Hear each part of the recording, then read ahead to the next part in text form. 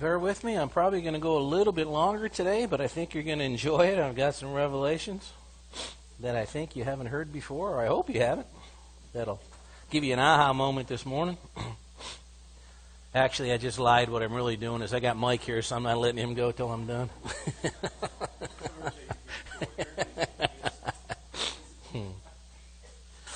I've actually got 3 or 4 different strings that I want to pull, and hopefully by the time I get through with this, I'll tie them all together about the realization about what we just did, what this group up here does, what we do at 10 o'clock, quite frankly, why I started 10 o'clock with praise and worship. And hopefully I can bring that home. For those of you who have been coming, one of the strengths of this church is that we teach and we at least have an idea as to the spiritual realm around us. And the reality of the spiritual realm, and quite frankly, the reality that it's more real than this physical realm. Well, why do you say that, Pastor? Because in not too many years, unless Jesus comes, this body's gone. But forever, we're going to be in the spiritual realm. To me, that makes that more real than this. This is like a wisp. And unfortunately, in this world today, where there is more hunger for the spiritual, have you ever seen or heard more horror movies? More movies about ghosts and witches and goblins? It's everywhere. And this is the time that the church has totally abrogated our responsibility, and most churches, quite frankly, never mention it. So this culture is left to get what they get about the spiritual world from Hollywood. And Hollywood's totally wrong version is always portraying this even fight between good and evil, God and the devil. There's this co-equal relationship somehow. And quite frankly, too many times it elevates the evil.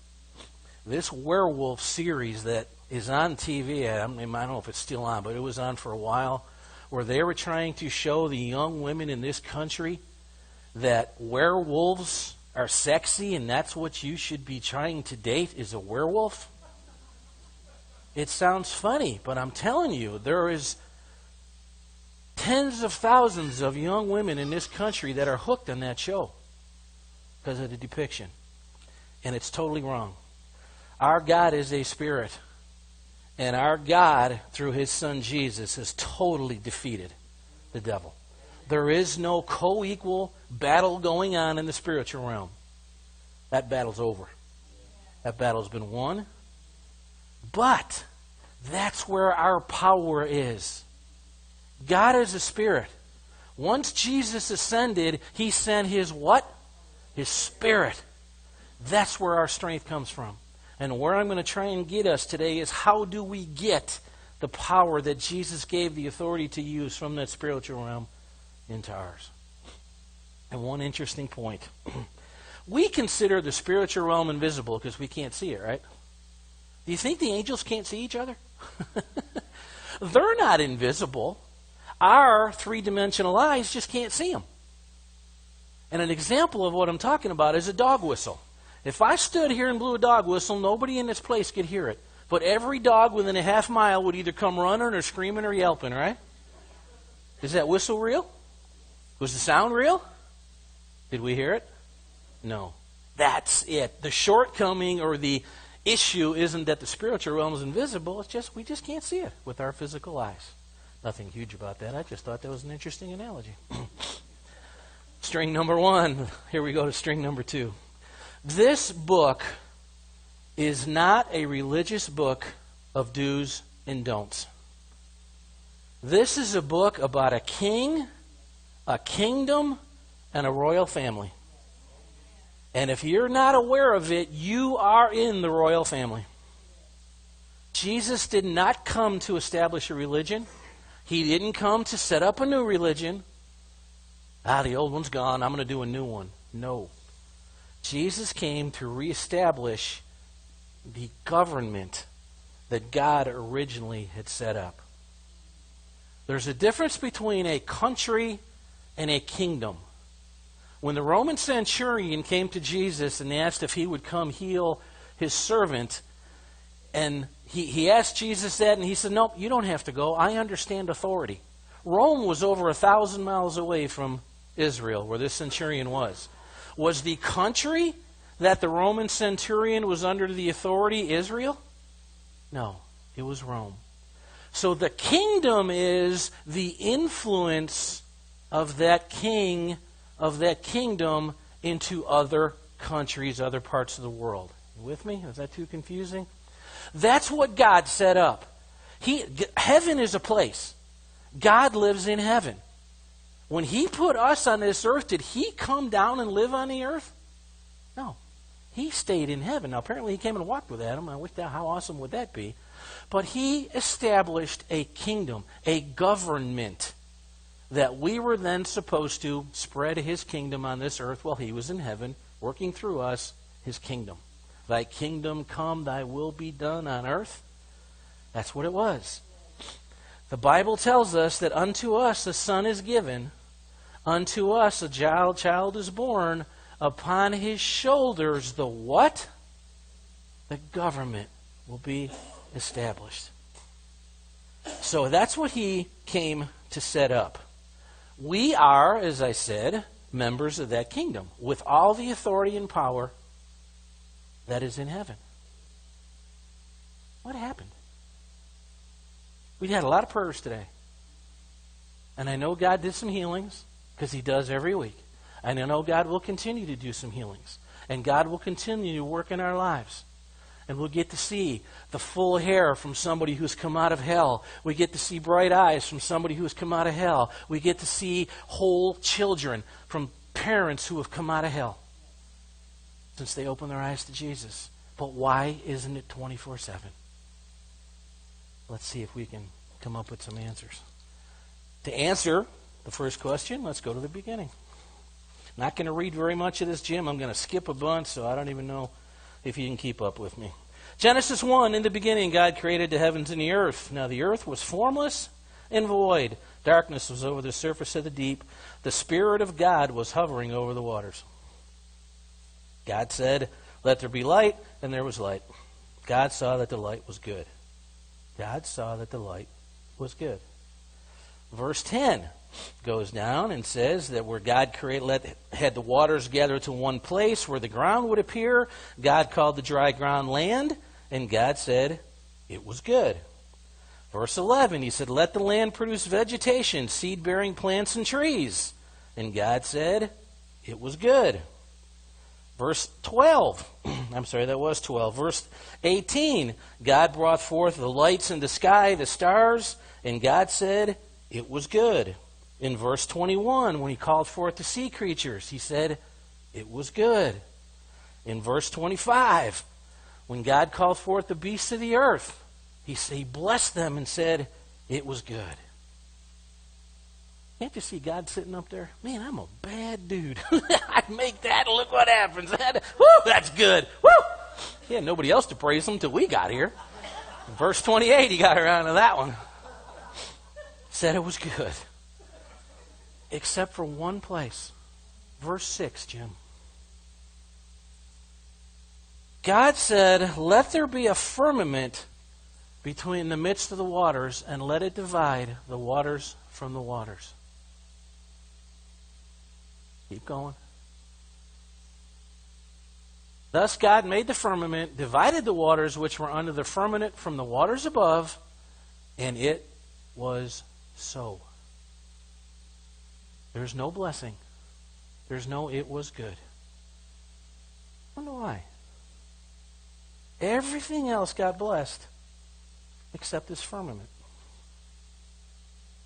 I'll hold you in suspense. The first thing God created was sound. The Spirit was hovering over the earth, but it was still void and without form, wasn't it? That tells me that the Holy Spirit can be present and there still be chaos until one thing happened. The Word of God was spoken and put everything into order, and creation took off. God said, let there be light. Actually, He said, light be. and it was there. The first thing God created was sound. What does that mean, Pastor? Why is that such a big deal? I wish I had my blackboard. Get this picture. This firmament is separating two other areas. Up here is heaven. Okay? The firmament is in the middle because that's what it says. It's separated under the waters underneath, which he turned into the earth, basically, the ground and water. So there's three areas. Area 1, 2, and 3. The second one is the firmament.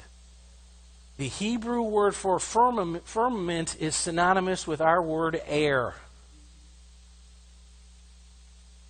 Satan is the prince of the power of the what? The air.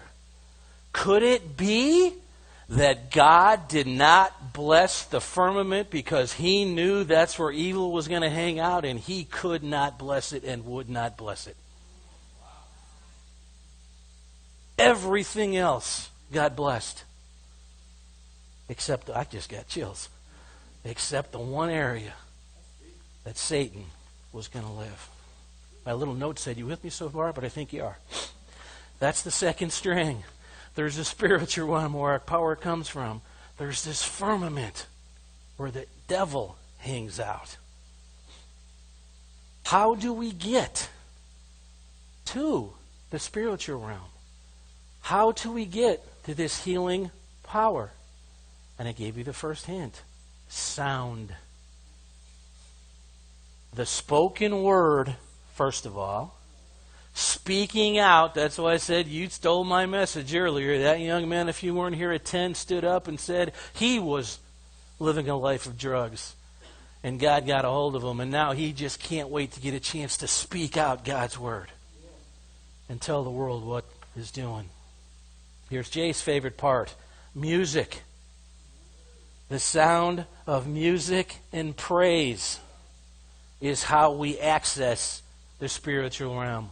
The Bible tells us that God himself inhabits his praise, does it not? Do you think that's pulling him into our realm? You betcha. What was David's first job once he got away from the stinky sheep? He played a harp in Saul's palace, didn't he? Why? Why? Why did Saul bring him in there? Because he liked the way David played? He must have, but that's not why it says it in here. Thank you. Because David's playing could keep that spirit of depression off of Saul. David's playing, the music, the sound of music, hey, title for a movie, was enough to keep Satan himself out of the kingdom, out of the palace. That's why he had a job. Now, when we speak, when we praise, are we praising what we see? No. We're praising what we have faith to believe in. God did not use this sound in words just to communicate. God used it to create. And we are continuing to use that sound, his word, to create today. That's how we access this spiritual realm. His word also, from day one, has everything in it that's needed for fruit and life to grow. When he said, created the earth, and then he went back and all these neat things that he blessed, did he say tomatoes grow, apple trees grow? No. He said, let the earth bring forth every seed-bearing plant. That means all these seeds from apples and tomatoes and everything else was already there when he spoke it into existence with his word. He called it forth. Same thing with the water. He says, let the waters teem with fish. He didn't say, I want carp and catfish and Rodney wants bass. He said, let the waters be full. He called it forth out of the water. The lights and the stars. He didn't say, I want twinkle, twinkle, little star. He said, let the sky bring forth light. So all the gases that were there that were going to be needed together to come together and form this star were already there. He called it forth. Everything that comes from something, when it dies, goes back to the same place. When the grass or the plant, never a weed, dies, what does it do? It goes back to the earth, doesn't it? When that little fish dies, unless something eats it, what does it do? It goes back to the water. When a star, supernovas, I believe they call it, what does it do? It blows up and those gases go back to the atmosphere. Where you come from is where you go back. To be present in my body is to be present in the flesh. To be absent from my body is to be with the Lord. Do you know where you came from? Verse 28, God said, let us create man. He called forth all the other stuff in this planet from the planet. He called forth you from Him. That's right, sweetie. That's what we're shouting about. Let us create man in our image. And when you die, you're going right back to Him. There's your hope. There's your hope. I was reading a little book from Max Lucado this morning before we came, and it was about fear and the ultimate fear of death. And people who don't get this, who don't understand it, it is a fear that never goes away. All these smart aleck college pointy heads that think they know it all. If you got them in a dark corner and said, what's going to happen after you're dead? Oh, nothing. This is all there is, so make the best of it. Oh, yeah? How does that make you feel? Because I know where I'm going. I'm going back to God. Can't get any better than that. String 4. Every significant power on this earth comes with sound. Great power, typically great sound. Yeah, I know, it's sad. Pastor's talking too long already. It amazes me that a jet engine can get a jet in the air with all that weight, with all the people and all the suitcases, and move us at 500 miles an hour.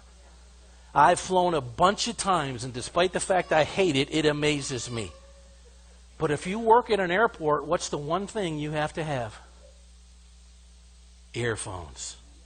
Because the sound of that powerful engine will overtake you. I was born and raised in Little Lackawanna, New York, and the Erie Lackawanna Railroad ran right behind my backyard. I could always hear that train coming long before I saw that train. That big, huge, powerful locomotive had associated with it a tremendous sound. Sound like a rushing wind that blew through the upper room, and then a clove of fire appeared upon their heads. Even the Holy Spirit Himself came with great sound and power. Light be, God said. Sound. Power. It's no wonder that the devil has learned two things.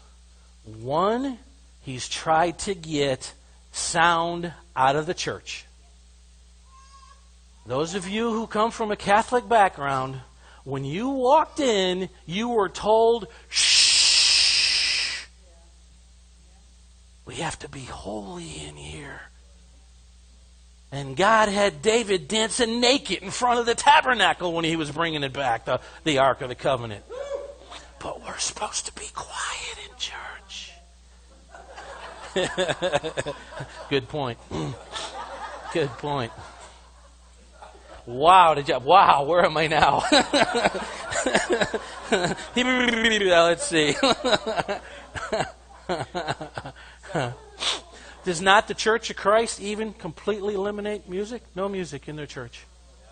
Where in here is there no music in a service? Nowhere. Even if it is just our shofar. There's always music. Why? Because there's power in sound. The sound of praise is power. And the other thing he's been very, very good at is changing the sound of the words of the music that our kids listen to. Think back before the 50s. The Perry Comos, the Frank Sinatras, the big band music, the classical music. First of all, it was directed to our parents, wasn't it? We didn't walk around with radios as kids. It was directed to our parents. Whether you like that music or not, it was not disgusting music, other than it might be not your cup of tea. What has Satan been able to do starting with the late 50s and the 60s? He has taken the class of that music and degraded it year by year by year, until our kids are now listening to pure filth that is telling them to kill cops, to rape women, that they are of no use in this world whatsoever, to oppose all authority, and God is no good. And we're standing here saying sound is power, and we have let this happen. Oh, Pastor, that's what they said when rock and roll started in the 50s. Yes, it's what they said, and they were right. They were right. It started a slippery slope. Music and sound will change your mindset and your attitude. How many of you have been sort of miserable? You get in the car and you turn on praise music and your whole mood changes. It just picks you up. It makes you feel better. And I am telling you, I've told you guys this before, I never was one for music at these services. I wanted to hear that speaker get up and teach. Teach me, please. But I have learned since being in this church and listening to this praise team and the heart that they put into it and the Spirit of God that gets called in here every week, that you have missed the boat for 40-something years of your life by missing the praise. And that's why we do it. And folks, that's why the last 2 weeks, in case you hadn't noticed, I started 10 o'clock with the praise song. I'm slow, but I am coachable.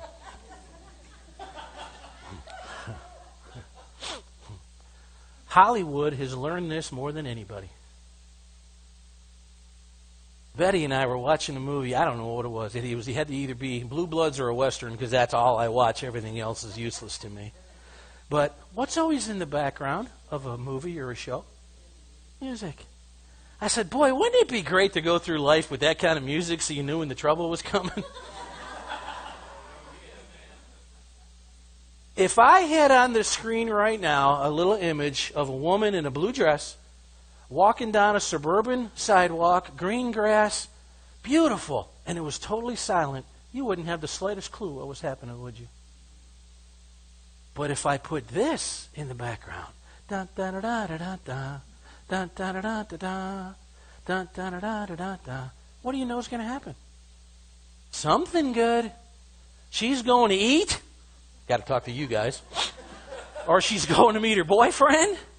Or she's going to grandma's. Something is good coming in that picture.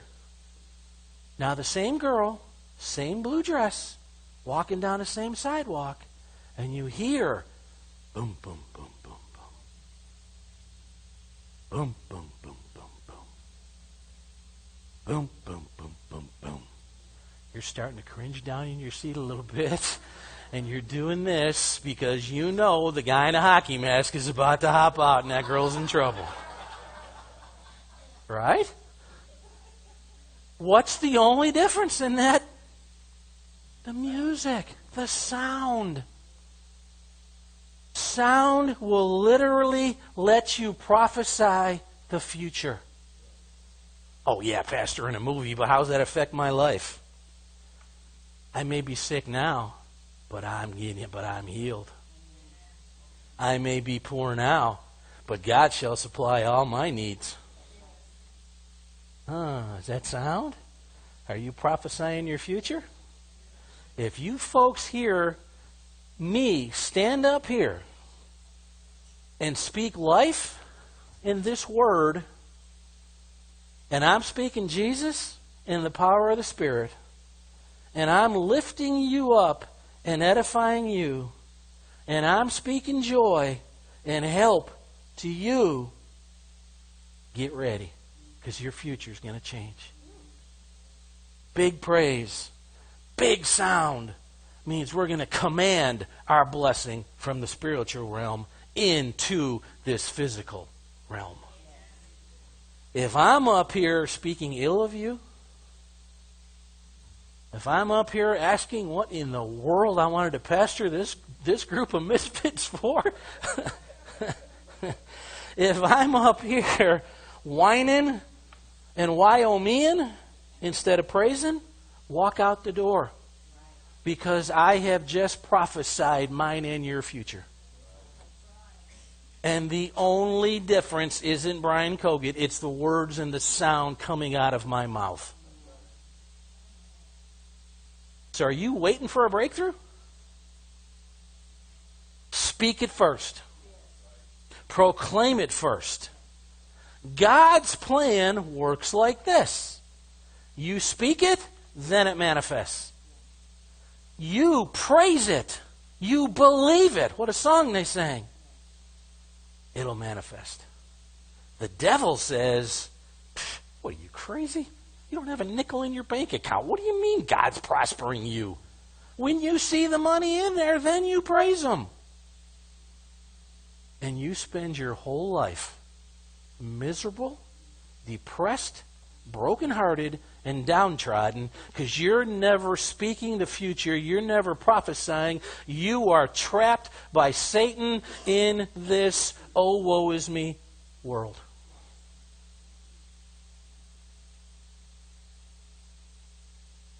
So I'm back to my 3 areas, 3 levels. The powers in heaven, the spiritual realm. We need it down here on earth as it is in heaven. It has to get through this firmament where Satan is. And that's how we do it. The children of Israel marched around Jericho 6 days. Do you remember what they did? They blew the shofar for 6 days. They weren't allowed to talk. As I talked one Sunday, they'd have talked themselves out of doing that. What in the world is wrong with this Joshua? We're going to walk around here blowing a trumpet? That place is coming down? They'd have talked themselves right into not believing. So God said, keep those disbelieving mouths shut. You blow that sound of praise to me with the shofar, and I'll show you what's going to happen. Because on day 7, they let out not only with the shofar, but with musicians. And He said, shout! A great sound of shout, and the walls came down. The walls didn't come down first, and then they shouted. The power of that sound of praise. And it took 7 days. The classic example we all know is Daniel.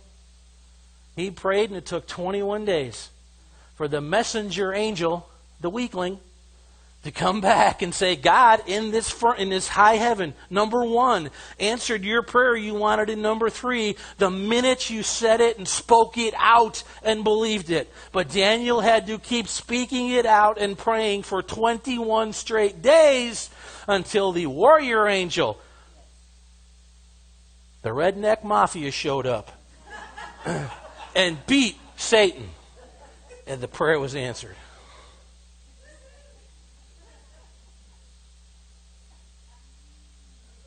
I'm something else, aren't I? So I'm telling us today.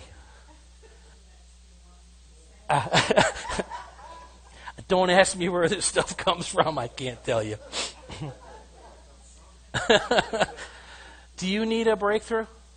I don't think God intended for us to have to pray 20 years for our kids to get saved. I don't believe that. If we prayed it and believed it, it's happened up here. We have to learn to shout, to sing, to proclaim it, to get the power of our voice and sound penetrating through that firmament and kick the devil in the butt ourselves so the answer comes. And that's how it works. Do we believe it? Do we believe it? Hallelujah. Hallelujah. Hallelujah. You're the head, not the tail. You're in heavenly places with Christ Jesus. Hallelujah. Shout it, praise it, pray it. And that's how we get it. That's how we get it. That's how we get it. So don't look at me mean when I make you play another song anymore.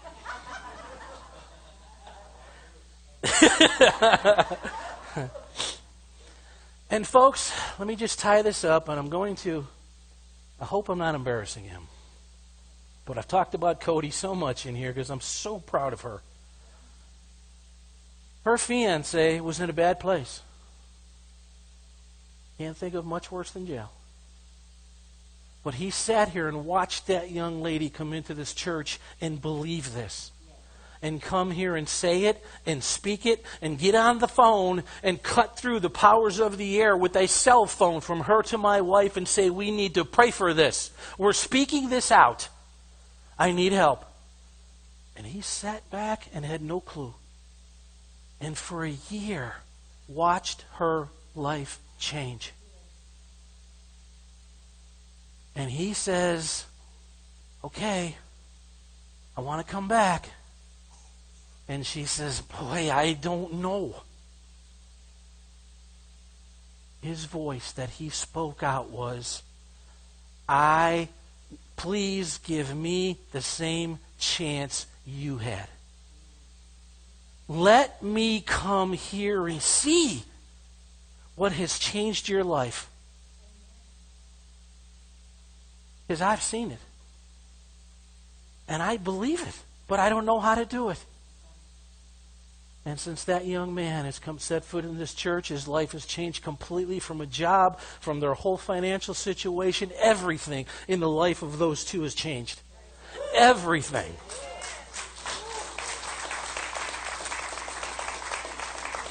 And I'm sorry, Tim. I hope I didn't embarrass you. I'm so proud of you two. I'm sitting at dinner Friday listening to his boss tell me that he was in the truck with him, hearing him try and counsel and help his little brother.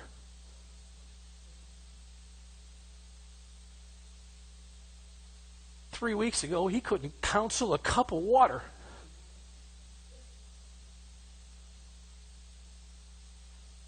That's the power. So when you hear these people say, that church stuff, say, first of all, it's not church. It has nothing to do with church.